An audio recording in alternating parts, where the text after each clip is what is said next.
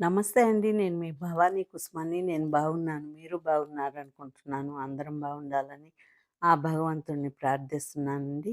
ఈరోజైతే ఒ Andhra style Nellore special ఆహ్, బీరకాయ పాలకూర చూపిస్తానండి.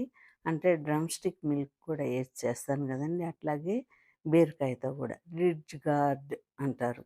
అందుకని ఇప్పుడైతే మాకు నెల్లూరు సైడు ఎక్కువ సొరకాయ పాలు, బీరకాయ పాలకూర, తర్వాత మునక్కాయ పాలు అట్లాగా ఎక్కువ అలవాట్లండి.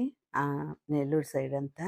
మరి మీ సైడ్ గూడా ఈ అలవాట్లు ఉందో లేదో తెలవదు. మాకైతే చాలా ఇష్టమైన కర్రీలండి ఇవన్నీ. అందుకని ఇప్పుడు మీకు చేసి చూపిస్తున్నాను. ఆయిల్ ఒక 3 స్పూన్లు, 4 స్పూన్లేసుకోండి మీ ఇష్టం. అంటే పాలల్లో మీగడ ఎక్కువుందనుకోండి, అప్పుడు కొంచెం తగ్గిచ్చేసుకోండి. తర్వాత ఇప్పుడైతే జీరా మాత్రం వేసానండి అంతే ఇంకేం లేదు. Half spoon. అది వేగాక ఆనియన్స్ వేశాను. ఒక 2 ఆనియన్స్ కట్ చేసి పెట్టుకొని, చిన్న ఆనియన్స్ కట్ చేసి పెట్టుకొని, అవి వేగాక కాస్త వేగాక పసుపేసుకొని, ఉప్పు వేసుకొని, టేస్ట్‌కి తగ్గట్టు ఉప్పు కూడా ఏసేసుకొని, తర్వాత కొంచెం కరివేపాకు. నేనెప్పుడు ఏస్తాను గదండీ! అట్లాగే కరివేపాకు గూడా వేసేసుకొని, అది బ్రౌన్‌గా వచ్చేదాకా కాస్త వేయించుకోవాలి. ఈ వేయించుకున్న దాంట్లో కొంచెం అర స్పూను జింజర్ గార్లిక్ పేస్ట్ ఏసుకోవాలి. అంతే. అది లేకపోతే ఉత్త గార్లిక్ ఏసుకున్నా పర్వాలేదండి. జింజర్ లేకపోయినా పర్వాలేదు. గార్లిక్ ఏసుకున్నా కూడా పర్వాలేదు. అంతే. ఇంకేం లేదు. ఇది కాస్త పచ్చివాసన పోయేదాకా వేయించుకొని, ఆ తర్వాత టమాటాలు సన్నగా కట్ చేసి పెట్టుకొని 2 టమాటాలండి. మీకు ముందే చూపిచ్చాను గదా! 2 టమాటాలు. అవి కట్ చేసి పెట్టుకున్నాను సన్నగా. ఇంక సిమ్‌లో గాబట్టి నేను వాటరేయలేదు. సిమ్ గాకుండా హైలో పెట్టుకునేవాళ్ళైతే కాస్త వాటరేసేసుకొని, ఇప్పుడైతే నేను ఒక్క స్పూను మిరప్పొడేసానండి. అంటే ఎండుమిర్చి పౌడరు, గరం మసాలా పౌడరు ఒక హాఫ్ స్పూన్ కన్నా తక్కువ. అంతే. ఇంకేం లేదండి దాంట్లో. మనకి ఈ పులుసులు కాదు కాబట్టి, ఇవి చింతపండు పులుసేయం గాబట్టి కాస్త గరం మసాలా పౌడరేసుకుంటే టేస్ట్. ఇవాళ రేపు అందరూ కొంచెం ఈ ఇవి తింటున్నారు. పులుసులు తినడం లేదు గదండీ ఎక్కువ. అందుకని. మా సైడయితే పులుసులు బాగా తింటామండి. ఇప్పుడు కర్ణాటకలో ఉన్నాం గదా! అంటే మా కోడల్ని గూడా దృష్టిలో పెట్టుకొని నేను ఇట్లాంటి కూరలు జేస్తుంటానండి. తనకి బాగా మా వంటలు గూడా అలవాటయిపోయేదాకా ఇట్లాగే చేస్తామా అనుకున్నానండి. ఎందుకంటే వాళ్ళు గూడా అలవాటు పడాలి గదండీ మన వంటలకి. అందుకని. ఇప్పుడైతే ఆల్మోస్ట్ పడింది అలవాటు. ఇప్పుడు మెల్ట్ అయిపోయిందండి టమాటా అంతా.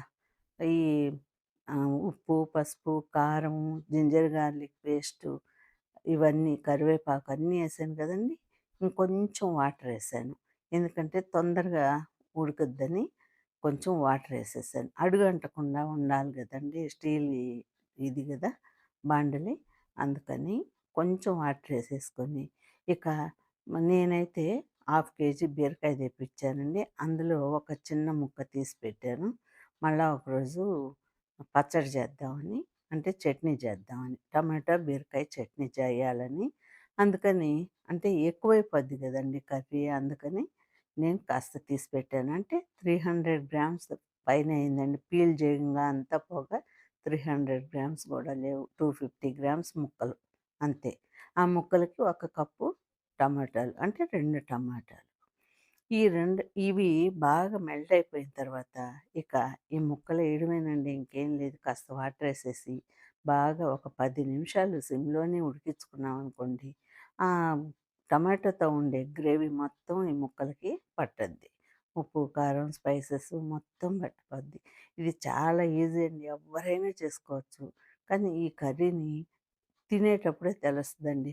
చూసేదానికన్నా ఈ కర్రీ తినేటప్పుడే ఎంత టేస్ట్‌గా ఉందో తెలుస్తది.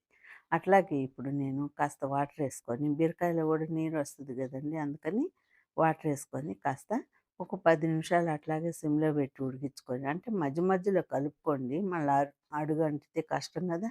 అందుకని. ఇప్పుడు చూడండి వాటర్ ఎంతొచ్చిందో. ఇప్పుడు మనం ఎందుకు ఎక్కువ వాటరేయలేదంటే పాలు పోయాలి గదండీ దాంట్లో. నేనైతే ఒక పావు లీటరు పాలు చిక్కని పాలు పోసాను.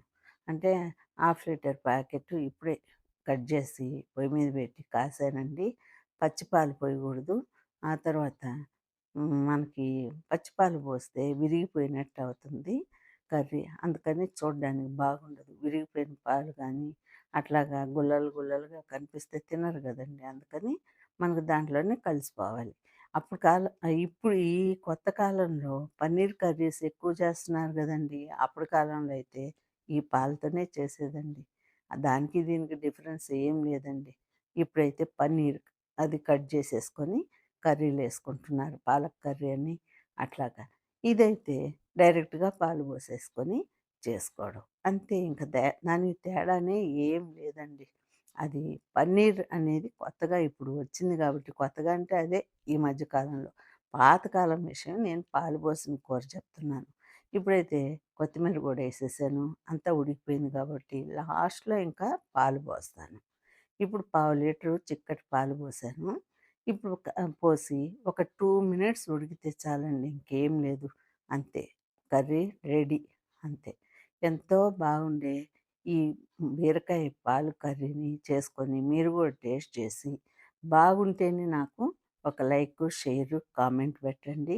సబ్స్క్రైబ్ చేసుకోనోళ్ళుంటే చేసుకోండి. చేసుకున్న వాళ్ళకి నా ధన్యవాదాలండి. 1900 మందొచ్చారంటే చాలా గ్రేట్‌గా ఫీల్ అవుతున్నాను. ఈ రోజుకి వీడియో ఇంతేనండి. మరొక వీడియోతో కలుస్తాను.